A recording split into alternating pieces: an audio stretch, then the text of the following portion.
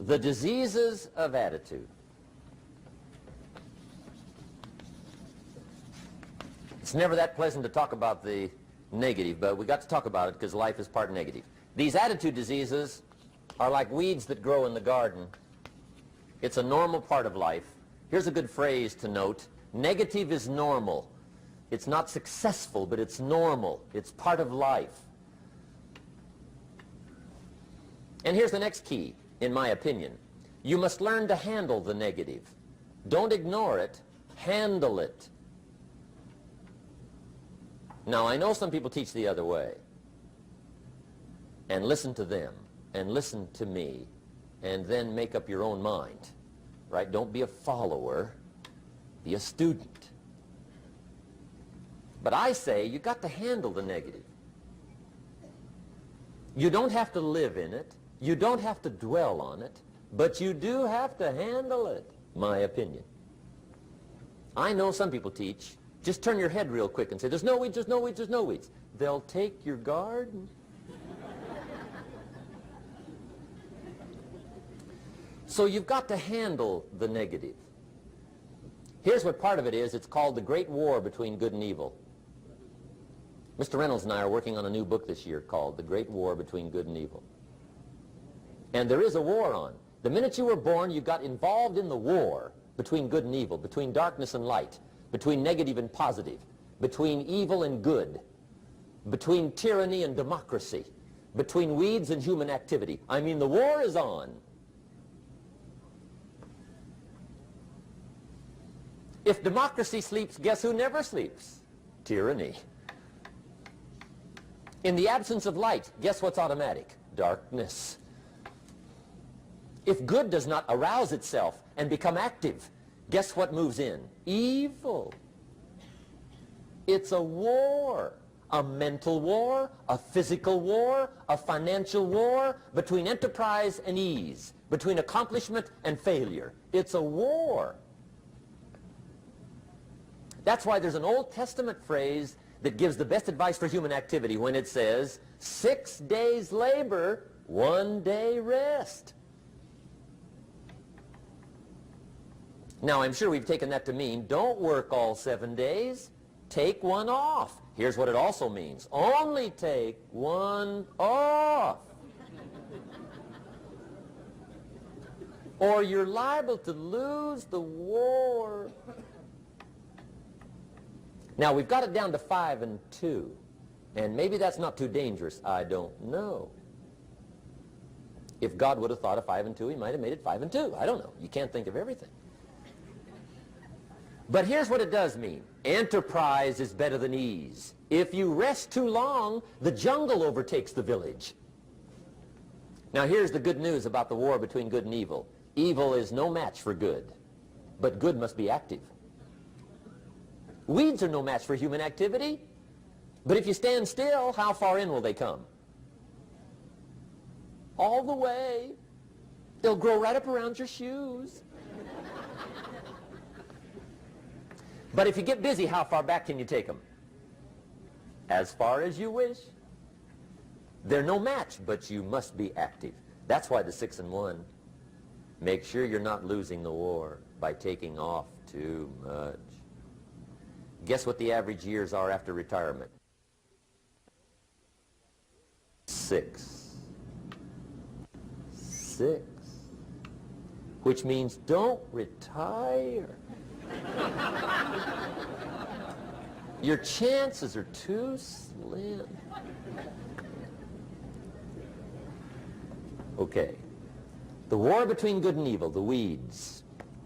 You got to make sure you recognize the negative, handle it, deal with it, and then go on. Let's make a list of the diseases of attitude that can wreck all your chances to do well. One of the words that destroys everything is called neglect. Neglect. And I found this out. A week of neglect could cost you a year of repair. It isn't worth it. So what to be on the lookout for? Here's the list. If you were making it, you'd have the same list I've got. Right? We're not covering anything new tonight. This is a reminding session, not a teaching session. But it doesn't hurt to go over it again. Here's the list. Attitude diseases. Number one is indifference. The shrug of the shoulder. The guy's not even concerned. He's just drifting. This is called the mild approach to life. A disease known as mildness.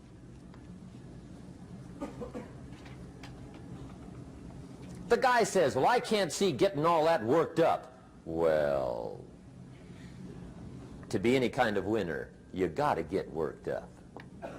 There's one problem with drift. You cannot drift to the top of the mountain. And the good Lord said in the closing chapters of the Bible, here's the best way to live, one way or the other. That's best. Hot or what's next best? Cold is next best to hot. Not the half-baked middle, lukewarm, not too hot, not too cold. What a sad way to live. I think what it means is pick a direction and go with everything you got. Just pick one and go. Somebody says, yeah, but what if it's the wrong direction? You'll find out quicker. It won't take you 25 years to wake up and say, oh no, I've been walking the wrong road. I told my staff the other day, next best to prosperity is adversity. If one doesn't get you, pray for the other. We all do better from one of two reasons, inspiration or desperation. And I don't wish anything bad on you tonight, but if you're not inspired, I hope a wagon comes down your rut.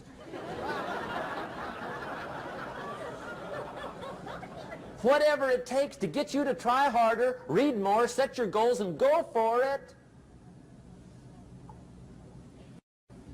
Somebody asked me one time, what quality would I pick if I wanted to work with somebody? And you know what I picked first? Number one, strong feeling. Please, number one, give me somebody that feels strong. About most anything, I don't even care. Just so they believe it. Even if they disagree with me. Wonderful. Just so they disagree vigorously. I'm not saying it's easy to win those kind of people to your point of view, but I'd rather do that than to try to resurrect people from the dead. Pump them up every month. Pump them up, pump them up. I pass. The good Lord needs a leader for the early Christians. Remember the early days of the Christians? Not like today. If you were to stand up in the early days and say, I'm a Christian, cut off your head, toss you and your wife in jail, let you rot. I mean, those were ugly days. Being a Christian back then was not called socially acceptable. They didn't have 125,000 in the Los Angeles Coliseum to hear Billy Graham on a Sunday afternoon. Not back in those days. Back in those days when the Christians got in the Coliseum, it was a different story, right? I mean, the word was, stay out of the Coliseum, especially on Sunday. Last Sunday was Lions 33, Christians nothing. See, those were mean, tough struggle days for the Christians. Now, when the days are mean and tough and struggling, you got to have some kind of leader. Do you know who the good Lord picked for the leader when the days were mean and ugly? Saul. From Tarsus. That's who he picked, Saul. I'll tell you what, I would have picked him. You would have picked him. Anybody would have picked Saul. Saul was one of those incredible guys. Once he got into something, look out. Everybody in the community knew what Saul was in. Because whatever he joined, you flip all the switches, open up all the dials, turn on all the faucets, and go like mad. He was known as All-Out Saul. I mean, he was something else. Now, at first, it wasn't working out well. Saul hated Christians, which makes a poor leader, right? I mean, that won't work. Saul got this bug somewhere about the Christians. He got to hating Christians. And he hated them so bad, every time somebody would say Christian, he'd fly into a rage. And I guess he decided one day, it was his mission in life to get rid of all the Christians. He was Saul anyhow, could do most anything he wanted to. So he got him these letters of authority to go around to the various communities and hunt down the Christians. They said, do whatever you want to with them, Saul. They're unpopular anyhow. Drag them in the streets, whip them, stone them, torture them, kill them. You mention the name Saul from Tarsus to the early Christians. I'll tell you what they would do. They would run, hide, lock the doors, leave town, dive underground. I've been in the catacombs of Rome where they hid. He was mean. I mean, terribly mean. But remember the story? One day Saul's making it for Damascus. Heard about some new Christians, flies into a rage, takes off for Damascus. And the story said he was angry. There's a little sentence in the story that says, on his way to Damascus, he was breathing out threatenings and slaughter, which meant he felt rather strong about the idea, right? That's strong. That's strong. But on this journey, right, according to the story, as Saul was making his way to Damascus, the good Lord looks down out of heaven and says, there's my man, Saul. He's got to be something else. And according to the story, this great light shines out of heaven, knocks him flat, right off his horse, grinds his face in the dirt, and blinds him for 3 days. The good Lord using recruiting tools we can't use, but when you're Lord, right?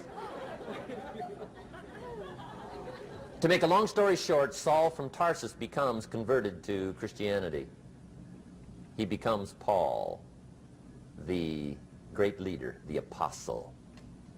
And without a doubt, the good Lord got him a dandy. One he didn't have to pump up every month. In one of his later writings, he said, the things I once hated, I now love. The things I once loved, I now hate. See, that's strong. Here's the key to the good life. Learn to put everything you've got into everything you do. Whatever you are doing, pour it on. It will quickly open up into opportunity or quickly disclose to you that you ought to be doing something else. The delusion is, if I had a better job, I'd really pour it on. See, that's delusion. Wherever you are, pour it on. Don't give somebody half a job for a day's pay. Pour it on. See, that'll help change your life. Get rid of this disease. Here's the next attitude disease, indecision. Mental paralysis. The guy can't make up his mind and it becomes a disease. Pretty soon he knows he's got it. The guy says, well, I know I'm on the fence. But he says, what if I get off on the wrong side? Listen, after a while it doesn't matter. Just get off. Any side will do. A life full of adventure is a life full of many decisions. The ones that turn out to be wrong give you better experience to make better decisions. So don't see how many decisions you can get out of, see how many you can get into. That's where the adventure is. So shake off this disease, indecision.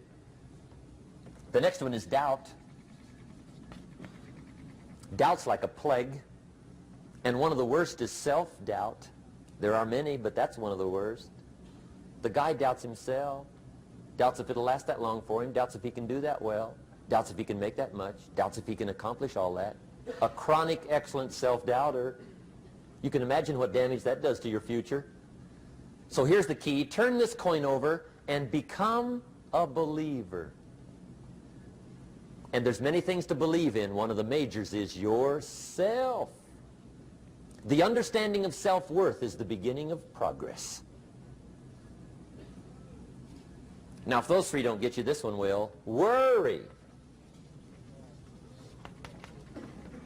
That's a devastating disease. Worry. Worry causes health problems, social problems, personal problems, family problems. It's devastating.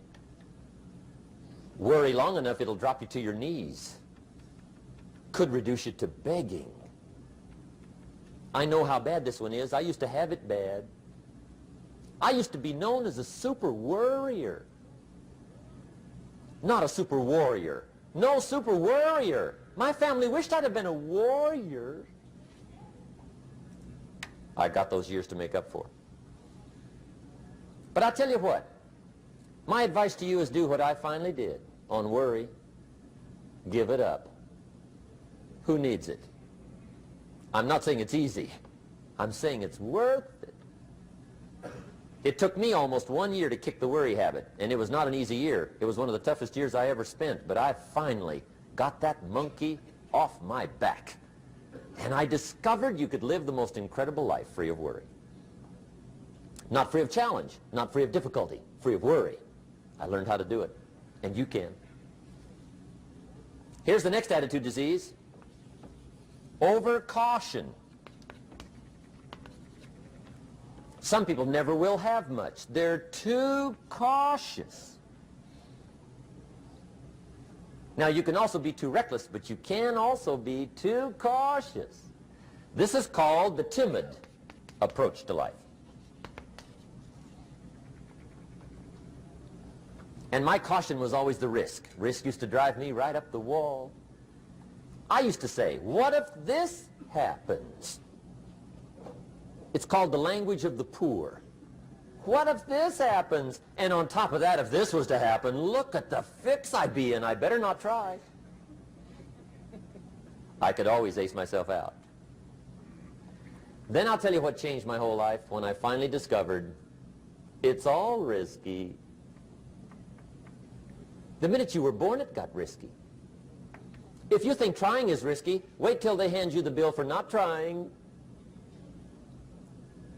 If you think investing is risky, wait till you get the tab for not investing. See, it's all risky. Getting married is risky. Having children is risky. Going into business is risky. Investing your money is risky. It's all risky.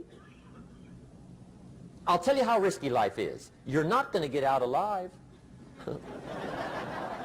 That's risky. The Englishman says, well, if that's the way it's going to work out, let's give it a go. Right, that's what it's for. Give it a go. Somebody says, yeah, but I'm looking for safety and security. Fine, then huddle in a corner. We'll cover you with a sheet, bring you 3 meals a day. And we'll protect you, feed you, look after you, care for you. We won't let anything happen to you, and you'll probably live to be 100. The guy said, well, yeah, I'd live to be 100. But what a way to live. Right. What a way to live, safe and secure. Don't ask for security. Ask for adventure. Better to live 30 years full of adventure than 100 years safe in the corner. And see, it's not important how long you live. What's important is how you live. Here's the next attitude disease. We're almost through with this motley list. In fact, we're almost through. Hang on. The next one is pessimism. Pessimism, the deadly disease of always looking on the bad side, the problem side, the difficult side, checking all the reasons why it can't be done. The poor pessimist leads an ugly life. He doesn't try to figure out what's right. He tries to figure out what's wrong. He doesn't look for virtue. He looks for faults. And when he finds them, he's delighted. How ugly. This is the poor guy who looks through the window, doesn't see the sunset. He sees the specks on the window.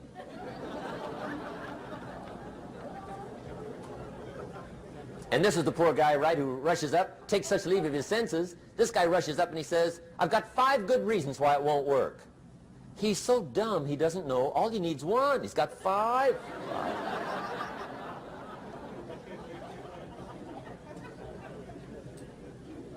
To the pessimist, the glass is always half empty. To the optimist, the glass is half full.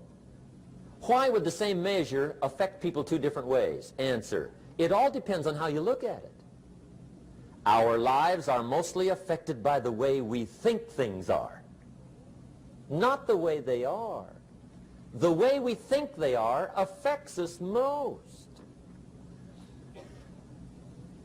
There's a subject we don't have time to get into tonight called better thinking habits. One of the major things Shove taught me when I met him, he said, poor thinking habits keeps most people poor. Not poor working habits. Most people work hard, but they don't think hard. And Shove taught me that the mind is like a factory, a mental factory. And whatever you think about all day long pours ingredients into this mental factory. And that's what builds the economic, social, financial fabric of your life. He quoted me a Bible phrase that says, as you think, so you become. How awesome. When he talked about poor thinking habits, he had me. I used to start the day reading the morning newspaper. I mean, you can believe that or not. I'd get a cup of coffee and read the paper. I'd load up on wars and riots and murders and stabbings and killings and bank robberies and muggings and car wrecks and tragedies. I'd even read the back pages. I seem to like that stuff for some weird reason. I'd load up on all that, and then I'd start the day. You can imagine the kind of days I used to have. You walk around on your financial knees. They call you economic peewee.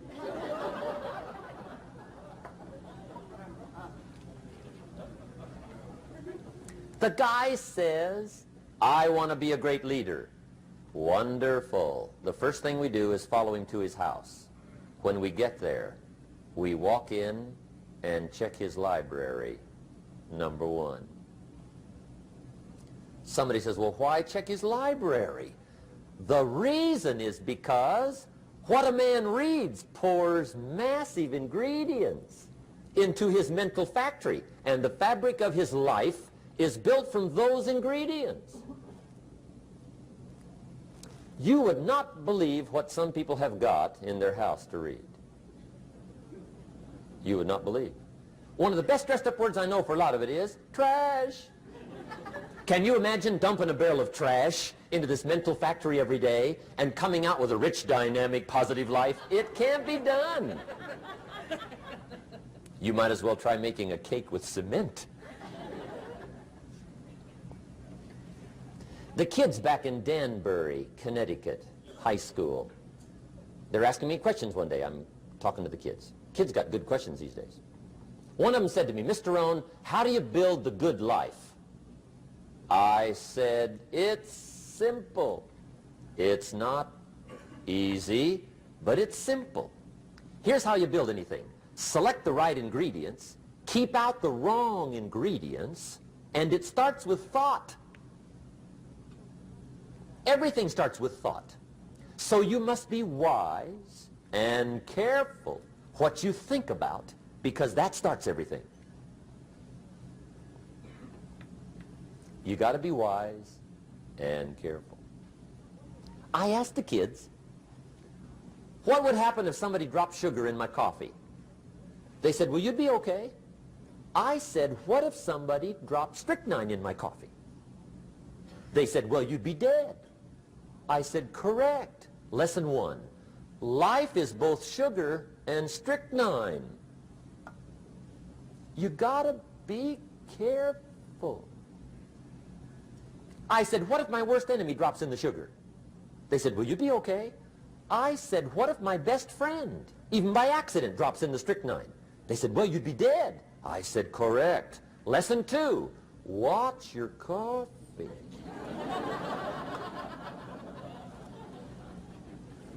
You got to be careful. See, it doesn't matter who hands you the bad stuff. It doesn't matter where you get the bad stuff. It'll still do its damage on your bank account, wherever you get it. Mr. Schoaf gave me one of the greatest phrases when I first met him when he said, Jim, every day stand guard at the door of your mind. How important. Stand guard at the door of your mind. And you decide what goes into your mental factory. Don't let anybody just dump anything they want to in your mental factory, because you've got to live with the results. Okay, here's the last disease, and we're through with this list. In fact, we're almost through. Hang on. The last subject is very brief. The last disease, but this one is deadly. Engage in this one, indulge in it even slightly, and you might as well forget the future, because it's going to forget you. Complaining, crying, whining, griping, a Bible word called murmuring. See, that'll ace your future. Spend 5 minutes complaining, and you have wasted 5. And you may have begun what's known as economic cancer of the bone. Surely they will soon haul you off into a financial desert and there let you choke on the dust of your own regret. I hope I said that well, so you won't forget. It's a deadly disease. If you don't think it's bad, ask the children of Israel of Old Testament fame. Typical of us all, their story just happened to get in the book. Story says, children of Israel were slaves. God performed a series of dazzling miracles and got them out. And now they're heading for the promised land. Remember the story? Heading for the promised land. Tragedy of the story, they never got there. Reason. From day one, they started to complain. They griped about the water. They griped about the weather. They whined and cried and griped about the food. They griped about the leadership.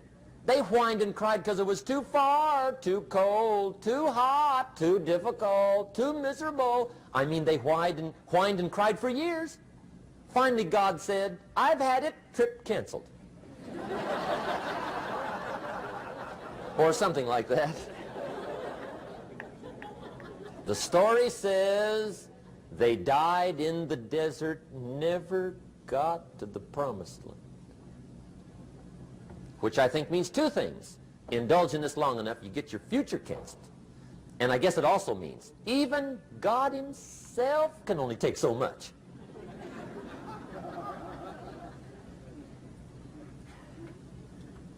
Okay. Just be on the lookout of the things that can destroy all the good you start. The war is on. And this evening, tomorrow, mentally, personally, socially, economically, you got to make sure you're winning the war. And this is part of it.